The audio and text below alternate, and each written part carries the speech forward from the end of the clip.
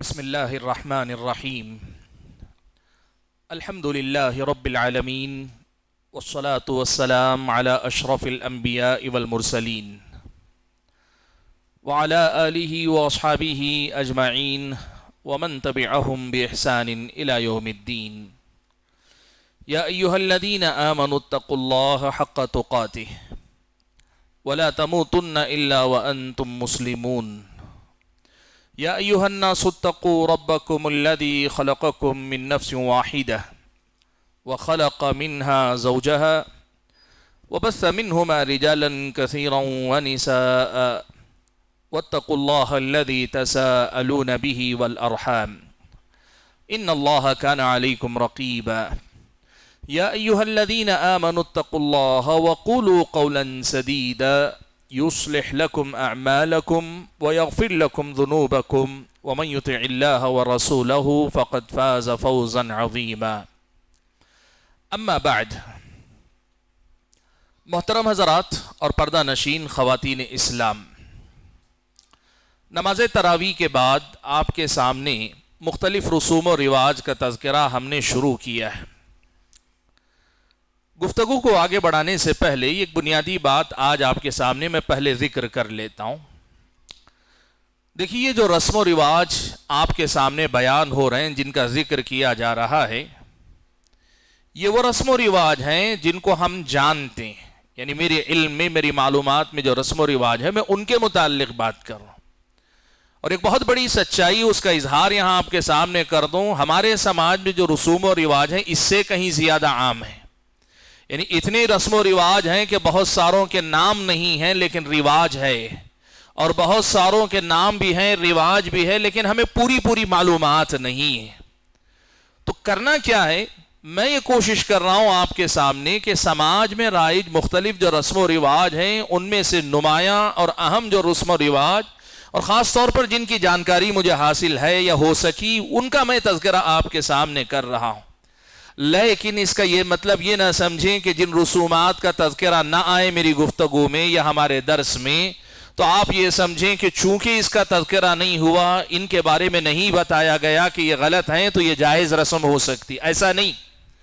آپ کا مسئلہ یہ ہونا چاہیے کہ جس طرح آپ نے آج یہاں کچھ رسوم دیکھ لیے، کچھ رسم و رواج کے بارے میں جانکاری حاصل کر لی، تو بقیہ رسم و رواج بھی جو آپ کو معلوم ہے، ہمیں نہیں معلوم ہے، ان رسم و رواج کے بارے میں بھی آپ کو تحقیق کر لینی چاہیے، پوچھ لینا چاہیے کہ اچھا یہ کیا جاتا ہے، کیسا ہے، فلاں رسم کی جاتی ہے، یہ کرنا درست ہے کیا، فلاں معاملہ رائج ہے، یہ درست ہے کہ، یہ سوال آپ کو پوچھ لینا چاہیے، تاکہ آپ اپنے دین اور اپنے سماج اور معاشرے کے جو مسائل ہیں ان معاملات کے اندر ایک واضح موقف اپنے سامنے رکھیں.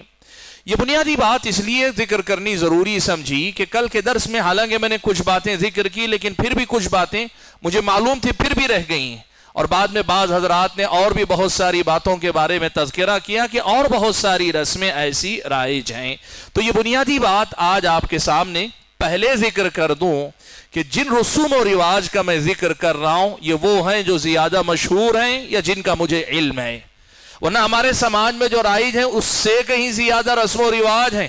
اور میں نے جیسے بارہا کہا ہے، ہمارا سماج رسم و رواج میں جکڑا ہوا ہے، قدم قدم پہ رسم ہے، قدم قدم پہ ایک رواج ہے لوگوں کے اندر. تو اسی لیے رسم و رواج کے سلسلے میں آپ کو اہل علم سے پوچھ کر مسئلہ معلوم کر لینا چاہیے، اور جو چیز دین کا حصہ نہیں، اور خاص طور پہ جو کسی قوم کی مشابہت ہے، غیر مسلموں کے کلچر اور ان کے تہذیب سے لی گئی چیز ہے، ان چیزوں سے اپنے سماج کو پاک رکھنے اور اپنے خاندان قبیلے کے معمولات کو پاک رکھنے کی کوشش کرنی چاہیے.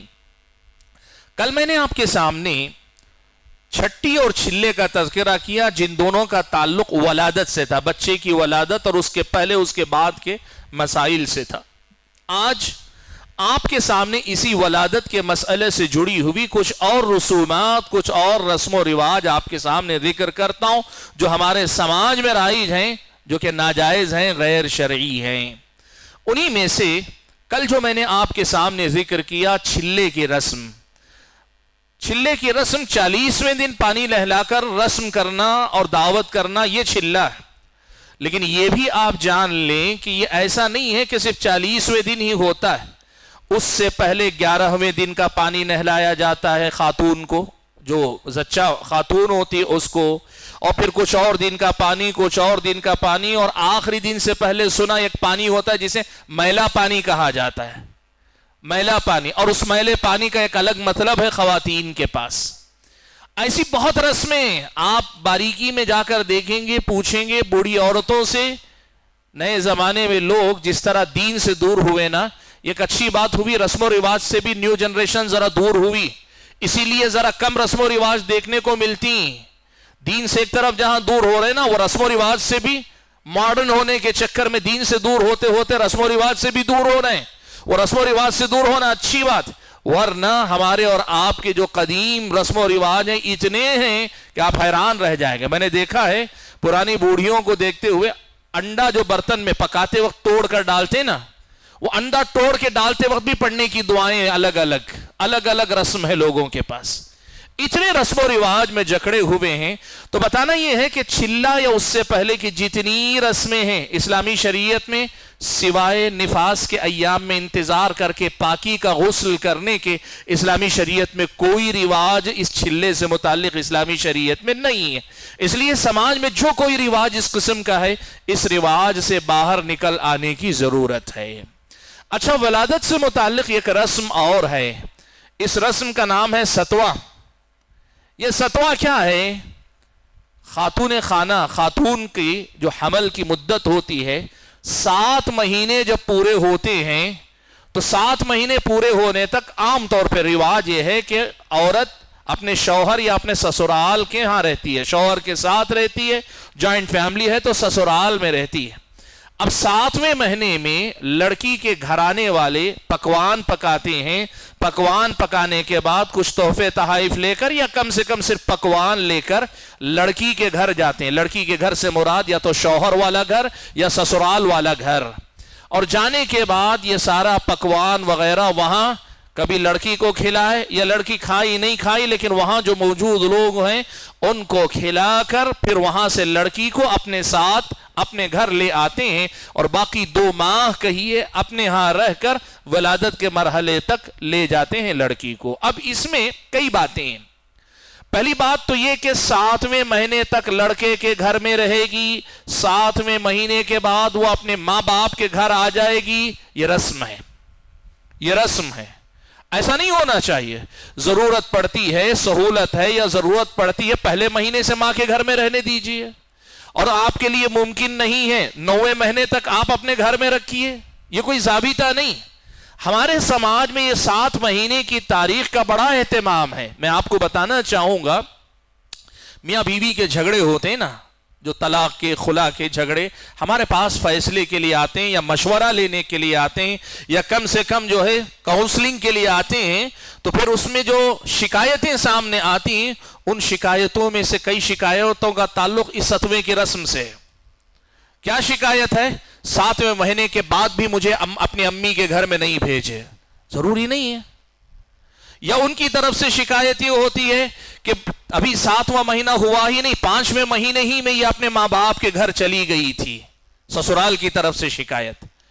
یہ کیا ہے؟ ہمارے سماج میں لوگوں نے اس قسم کے ضابطے، اس قسم کے رسوم و رواج پال لیے ہیں، اب اس کی بنیاد پر جھگڑے ہوتے ہیں کہ اس مہینے سے پہلے گئی کیوں یا اس مہینے کے بعد بھیجا کیوں نہیں گیا۔ ایسا کچھ نہیں، یہ خالصتاً لڑکے اور اس کی بیوی اور ان کے گھرانے کے لوگوں کی اپنی ثوابدید ہے کہ لڑکا اپنے حالات اور اپنی بیوی کے حالات دیکھ کر چاہے تو ابتدا سے اپنے سسرال میں رکھ کر آرام دے، یا اپنے گھر میں رکھ کر خادمہ کو رکھ کر، یا خود اپنے گھر میں رکھ کر اس کی مدد کر کے، یا اس کے گھر والے سنبھالنے، جو ہو سکتا ہے وہ کرے۔ لیکن یہ جو ستواں کے نام پہ رسم ہے کہ 7ویں مہینے تک لازماً وہ یہاں رہے گی، 7ویں مہینے کے بعد لازماً جائے گی، اسلامی شریعت کا یا مسلم کلچر سے اس کا کوئی لینا دینا نہیں۔ یہ سہولت کی بات ہے، عورت کی اپنی طاقت قوت اور مرد کے اپنے حالات کے مطابق جہاں رکھنا مناسب ہو وہاں رکھے۔ اور دوسری بات اس ستویں کی رسم میں ہے وہ پکوان پکا کر لے جانا، پکوان پکا کر لے جانا۔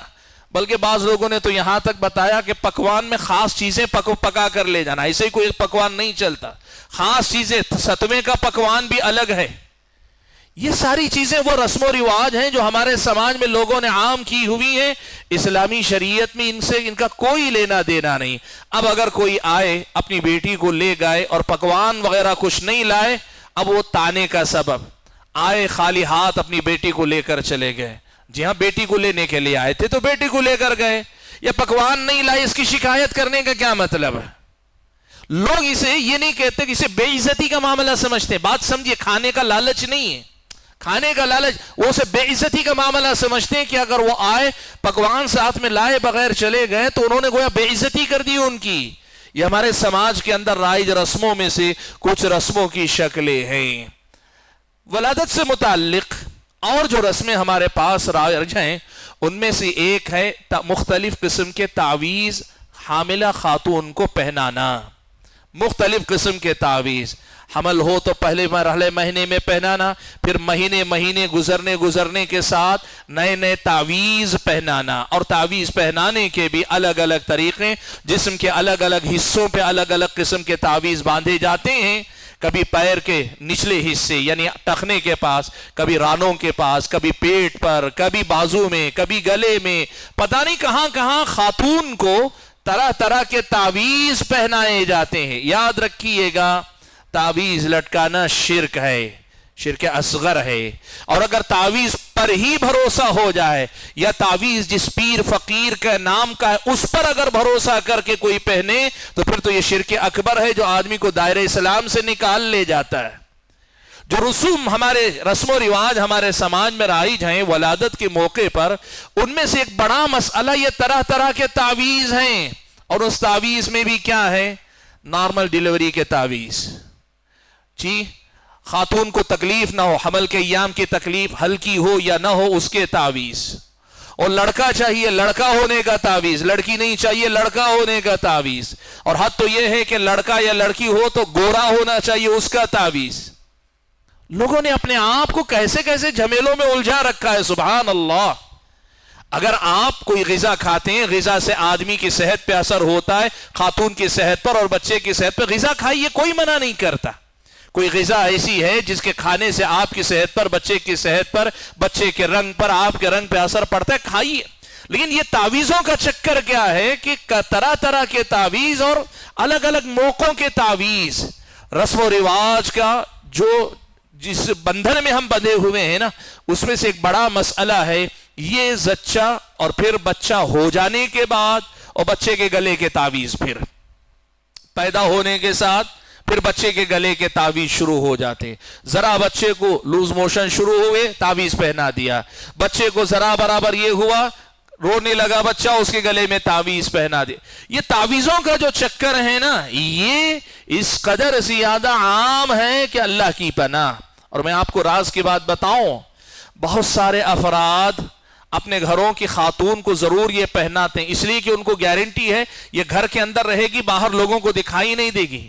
ایمان کی کمزوری, یعنی بعض حضرات اہل حدیث گھرانوں کے لیکن اپنے گھر کی خواتین کو اس قسم کے تعویذ پہناتے ہیں. کیوں؟ مرد حضرات باہر نکلتے ہیں, دکھائی دے جاتا ہے, عورتیں گھر میں رہتی ہیں اور گھر کے اندر وہ کہاں تعویذ پہن رہے نظر نہیں آتا, اس لیے چھپا کر پہنتے ہیں. لا حول ولا قوت الا باللہ. اللہ کے بندو, یہ مسئلہ کیا سماج سے ڈرنے کا ہے؟ تعویذ کا مسئلہ کہ دنیا والوں سے ڈرنے کا مسئلہ ہے؟ صحیح ہے تو ڈنکے کی چوٹ پہ کرو, دنیا سے کیا ڈرنا. اور اگر غلط ہے, اللہ سے نہ ڈرنا ہے, تو پھر ڈر کے اس سے پرہیز کرو. یہ جو تعویذ ہیں زچہ کے لیے, بچہ کے لیے, یا خاتون کو ولادت سے پہلے پہنانے کے تعویذ, اور میں نے کہا نا کہ طرح طرح کے تعویذ, یہ بھی وہ رسم و رواج کی ایک شکل ہے جو ہمارے اور آپ کے سماج میں رائج ہیں. اور جیسے میں نے کہا یہ بدعت ہیں, اور بدعت یا تو شرک اصغر کے درجے کی ہے یا شرک اکبر کے درجے میں آدمی کو لے جانے والی بدعت ہے. یہ ایک مسئلہ ہے جو ہمارے سماج میں رائج ہے. ولادت سے متعلق جو رسم و رواج رائج ہیں ان میں سے ایک ہے تعویذ نہیں پہنتے لیکن وظیفے بتائے جاتے ہیں.